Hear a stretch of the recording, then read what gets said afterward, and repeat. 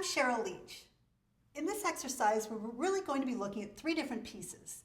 The first thing we're going to do is we're going to evaluate the limit of x squared minus 3 as x approaches 2, and we're going to do this graphically. After we do this, we're going to go ahead and look at the formal definition of a limit using the epsilon delta definition. And after we look at that, we're going to go ahead and apply that definition when epsilon is 0.01. Okay, first things first. Let's go ahead and look at the limit. X squared minus 3 is a polynomial, right? It's a parabola. Its vertex is at 0, -3. And so that means that on the entire interval from negative infinity to positive infinity, I'm going to be able to evaluate my limit just by plugging in x equals 2. In fact, we can see that on the graph. If you think of it as a limit as you're approaching from the left-hand side and the right-hand side as you're approaching 2, you're getting closer and closer to that point, which is actually on the curve. And the function value at 2 is 1. So I know that the limit of x squared minus 3 as x approaches 2 is equal to 1. Okay, now that's just a graphical interpretation. Let's go ahead and look at the formal definition. Okay, now in order to use the formal definition, we have to make sure that the function is defined on an open interval containing the point 2, except possibly at 2 itself. And that's indeed the case, because this is going to be defined everywhere from negative infinity to positive infinity. So certainly on an open interval around 2, we're in good shape. All right, so that means that for every epsilon greater than 0, there exists a delta greater than 0, such that my limit, and I've already figured this out, equals 1.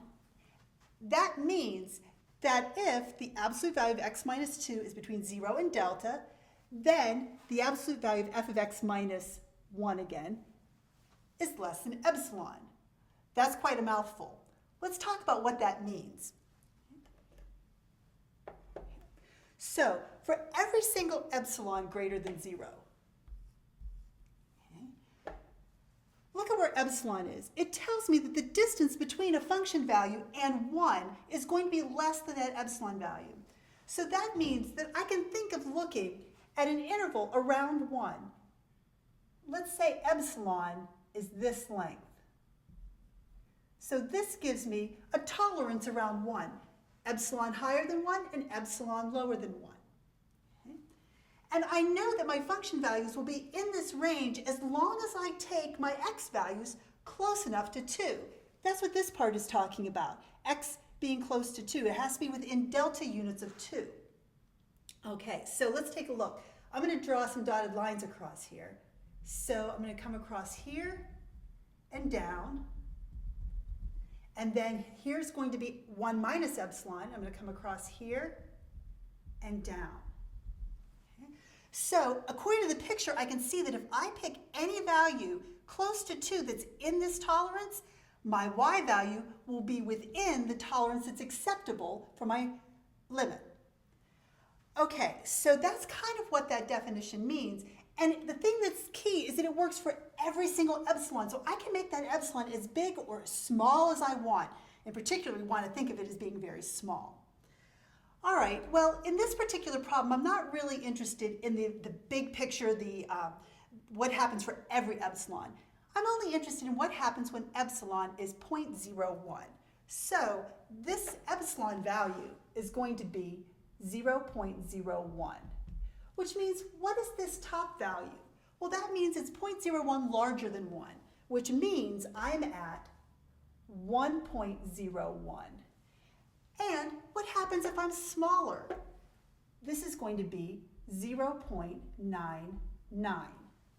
Okay.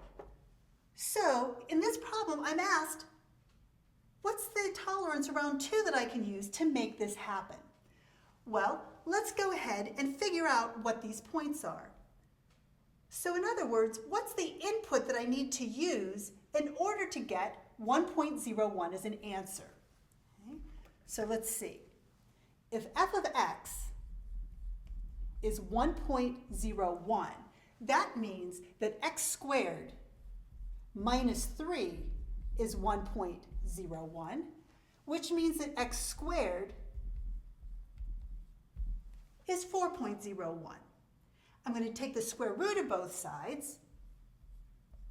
And remember, when you take the square root of both sides, you're going to get a plus or a minus answer. But I'm interested in what's happening here in the first quadrant, so I'm interested in the positive answer.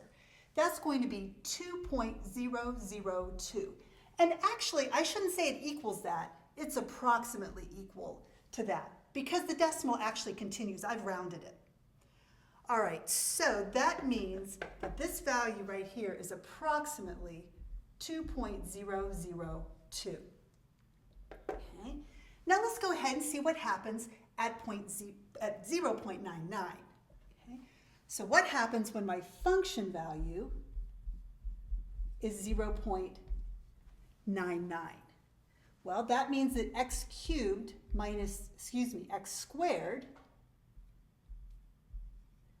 3 is 0.99, which means that x squared